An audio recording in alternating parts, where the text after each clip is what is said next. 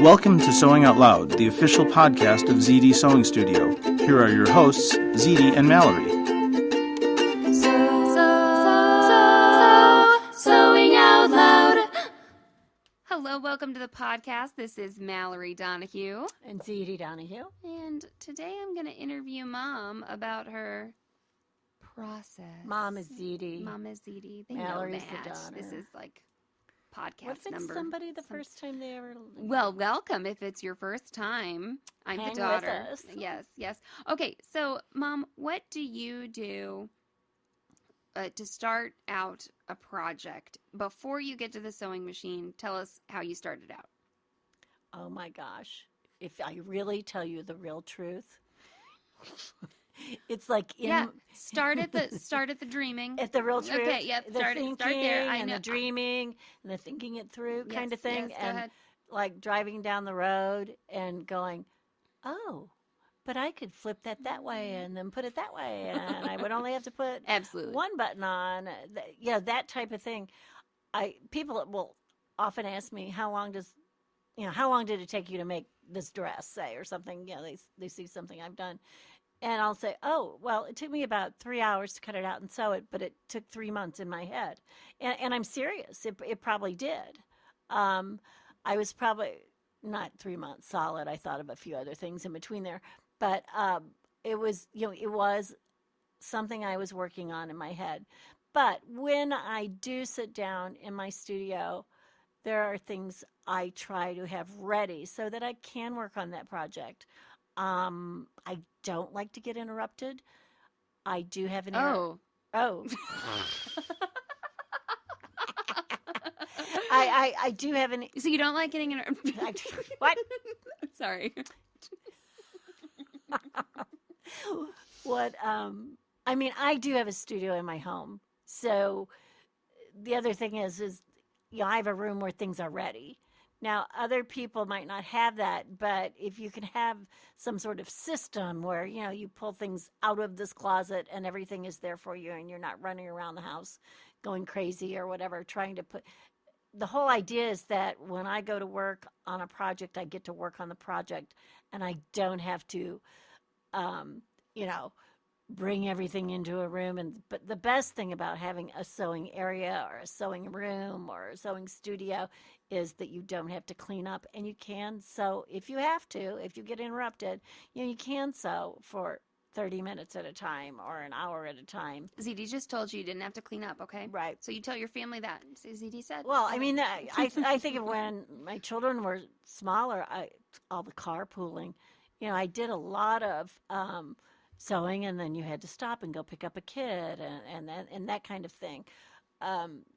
That might be another thing to just add in there, that if there was anything that I did by hand, maybe grading a seam or something like that, sometimes I would save it for the carpooling. Okay. All right. So when do that in the car. When you get in your space. Not while I was driving, but while I was waiting. Sure. At the stoplights. Right. Yeah. I have done that on the way to an event. I'll clip my jump threads on the stoplights on this monogrammed towel. You're so funny. I know. All right. So once you get in your space, right, what do you do first? I make sure my sewing machine is clean. I've either cleaned it after the last project, or I will sit there and I will clean it again, which means I dust out, clean out the bobbin area, drop a little oil in there if that's what it needs. I even wipe it off. Wipe off your machine, people. Because sewing is phenomenal for making lint and dust. That's the one thing that's a byproduct of sewing, especially if you have a serger, in the area. Obviously, it's cutting and making dust and all that kind of stuff. I have certain tools that I keep it next to the sewing machine, say in a cup, a mug, a bin, a basket, something like that. I always have some sort of stylus, I guess you would call it, that where I could push fabric through it if I needed. Like a stiletto, something like that. I always have measuring utensil, usually some sort of hem gauge. Uh-huh. I will have one of my favorite things is to have a chopstick. I can do a lot of stuff with a chopstick. Just seems to come up sometimes that I can do stuff with a chopstick. I usually have some sort of tape, and it's usually painter's tape, like the low tack, Yeah. sticky kind of tape there. What else do I have? What in that about basket? cutters? Cutters. Well, if I could make a holster for razor blades, and think that people wouldn't think that was bizarre. I love razor blades. I always have a razor blade. Yeah, and Zede's talking about a little like straight razor. A one-edged razor Yeah, blade, a like you would one-edged. use in a wallpapering tool or That's something right. like that. That's right. That is what Zede and I Single-edge use. razor blade. That's what Zede and I use as a seam ripper a lot of the time. Yeah. That and we've got them all around the shop too. But yeah, razor blade. And then tell me what kind of scissors you have. I have usually like a 4-inch scissor. Yeah. And I never, this is a ZD commandment. You do not sew at your sewing machine with big, clunky, long scissors. Yeah. Yeah. And there's several reasons for that. We'll cover that Right. in the Don't You Sew want- Like a Fool podcast. Right. So you've got the small scissors, Right, so the a small stiletto, scissors. a ruler of some kind, like a hem gauge or something like that, a chopstick, some kind of tape, razor Right. blades, little scissors. And then, of course, in my drawer next to my sewing machine, I always have my selection of bobbins, my selection of needles. Mm-hmm. I have Feet. feet are right there. Yeah. Presser feet, not like Yeah, people's right. feet, but presser feet.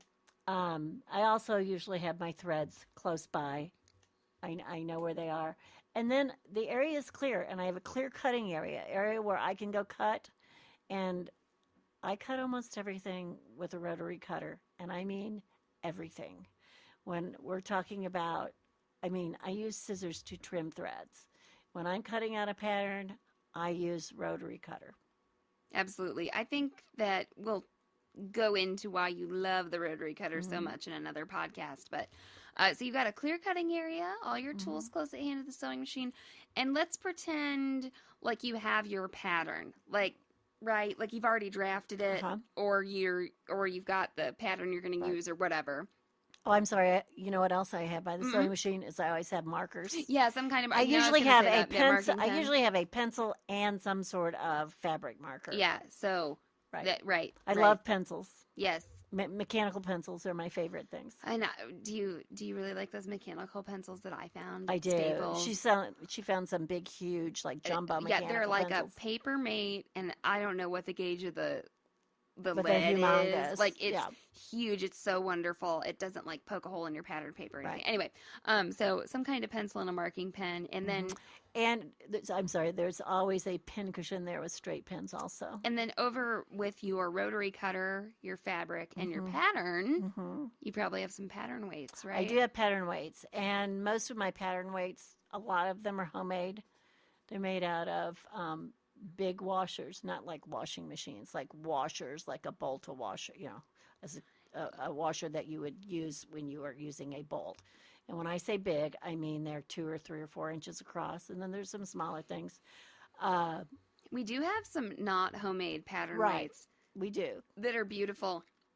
And they don't make them anymore. No, they're they like don't. ceramic. Yeah, and, they're really nice. Actually, I think those are metal with a an enamel an on enamel them or finish, something. right? Yeah, maybe we'll get some factory to make those for us and brand them Zede's pattern. There you go. We'll just have a bunch of Z's. Yeah, you or can something. you can use tuna cans. You can use lots of stuff, but The best cans are like the tuna cans or the catfish cans that are low and not the big, huge cans. So you can, run to your pantry and find things like that. Another thing are the little, heavy sandbag, like needle or like pin cushions. Pin cushions, yeah. right. Those work very well. Anything that's filled like that. But you do want weight. You want something that has weight. And sometimes, I just said I had the big washers. Sometimes you will want something a little bit smaller because it's going into a corner of or the something where pattern. you wanted to hold it down. The other thing you can do is you can tape your pattern down with your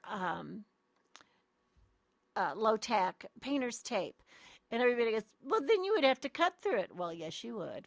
And you, believe it or not, you can cut through it with your rotary cutter and even with your fabric shears. Fabric shears, and it's not going to hurt them, guys. It's not going to hurt them. You can cut through lots of things through rotary cutter, like That's a right. person. Or the side of your finger or something. Right. No. Yeah, it's not going to hurt it. But yeah, the thing that hurts your scissors and your rotary cutters are pins. Yeah. And that they're, and I will have some straight pins there. They will be part of me getting ready is that I have them there. I also have Scotch tape always. Yeah. Or cellophane and tape. over or there whatever. at your pattern at your pattern cutting, place. I bet you've got Taylor's chalk. Too. I have Taylor's chalk. I always have pen and paper. I always, almost always have the measurements out of how I drafted or whatever. Yeah, or the and measurements of the notes. person. Yeah, Just because measurements if and I notes. start to do something and I have a question, I don't have to go looking for them. Right. Absolutely. Or some kind of any Right. reference materials or anything like that for a costume. Absolutely. Well, that's fabulous. And then when you get started cutting, and I think cutting tips is yet another, podcast topic though. Share the really cool tip that you do for every pattern piece you cut out. Oh, okay. Well, I think that's I don't know so nice. I don't know if it's the same one. You mean every pattern I cut out, not every pattern piece. Do both of them. I'm not sure. I'm not sure I know what she's talking about. Sometimes we can point to, like, I wanted Zede to talk about the eye of a needle last podcast, and so I pointed to my eye, but I don't have, anyway, I'll slide you a note here.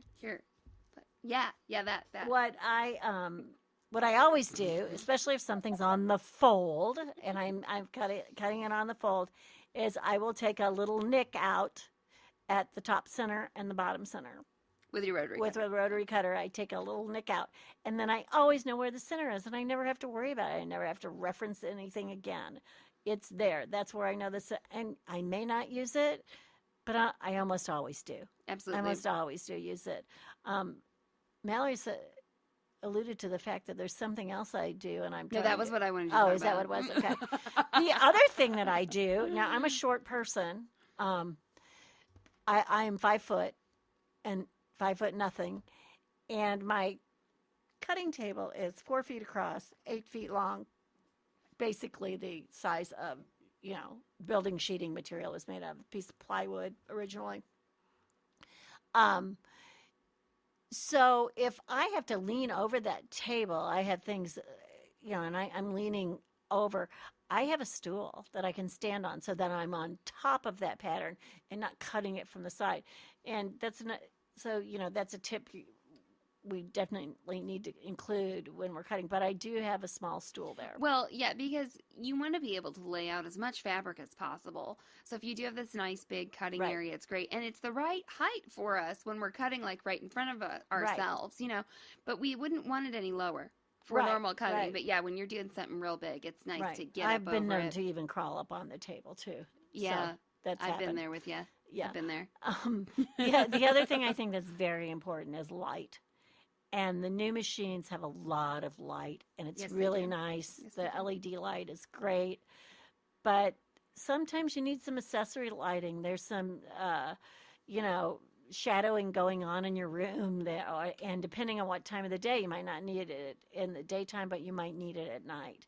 It's the same way with your, computer screen on your sewing machine. It's sometimes light dependent, so let's make sure you know how to arrange or adjust that contrast on your screen your if you screen, need you can to, change that depending on the brightness. type of day, time of day. And you're get the sewing. machine nowadays. Not only do machines have such great lighting, and get the most light you can afford, Right. you can dim it That's and right. turn it off. And That's right. I when this first showed up on a machine, I thought, why the hell would you want to turn out any lights? Mm-hmm. I love light. And, a lot of people come into our store, and they're women who are, 40s and older, and they talk about lots of eye issues. Like, I need a needle threader. I need lots of light, da-da-da-da-da. And I love light, and I'm Right. 26, and I need it, I don't have the best eyesight out there. But the other thing is, one time I was sewing, I was doing like a trapunto technique on metallic knit fabric. And there's a glare. There was I was blinded. And this machine, you couldn't turn down the light. Right. I think maybe it was before the days of being able to do this. Right. It's back when I was in college, and I almost got out some sunglasses. I could not see what I was you doing. start to go blind. Yeah, with it. because Yeah. because the light where I was trying to focus, it was supposed to make this. It was Right. making like a shield. It was So, supposed to so look what like we hammered know metal, is lighting's important, or yeah. actually on some of the old machines, I used to turn the light off because I was sewing so long it would get hot. So if I didn't need that Yeah. light or something, I'd make sure I turned that machine And off when we talk or the about light off because it actually would get hot. Yeah, talk about lights getting hot. You've got the option now to go up a few models and get those LED lights. Right. That And will it- not get hot. And they you are won't nice. be sorry. They're nicer lights. They don't won't get be hot. sorry. You accidentally leave your machine on. There's no hotness, And that's another commandment that I like to throw around is buy the most machine you can. You don't want to go to the poorhouse. You don't want to feel bad about what you spend, but you need to buy as much as you can. Yeah, you need to get the best tool you can afford, which is, Right. I mean, kind of common sense anywhere, but, that is very important. Okay, you know what else you have next to your machine, which is not for prep, but for sewing, is a thread lift. I was going to say Okay, that. the thread lift definitely is going to Right. get its own podcast because it is our friend and it is a star. I Is it not? right, and I rarely honestly use the threads, the Spool. spool. We don't even know what they're The called spool because we don't use holder. them. It's a spool holder. Pin, I read the spool holder. pin, the spool holder on the machine. For one thing, a lot of times it needs a cap to hold it on because it's in a horizontal position or whatever. The other thing about using a thread lift is it allows your thread to relax. It gives it more time to relax before it gets, to your needle. Or if you're using a big old cone or something like that. And like you like to do. that's the other Yeah. thing. It doesn't matter what any size thread on spool, it. what cone you're using, or whatever. The thread lift is the greatest thing on earth. And another thing, get a good one. Don't get a plastic one. You need a heavy metal base, industrial type, commercial type thread. They're not that much. What are they, Mallory? I think $12? we saw, something like that. Yeah. Well, I will have this list up on the blog and the show notes of what Zede likes to have near her machine and why. And if you've got anything that you like to keep near your machine, we'd like to hear about it. And thanks for listening to the podcast. We're so very happy that you listened to us. So long.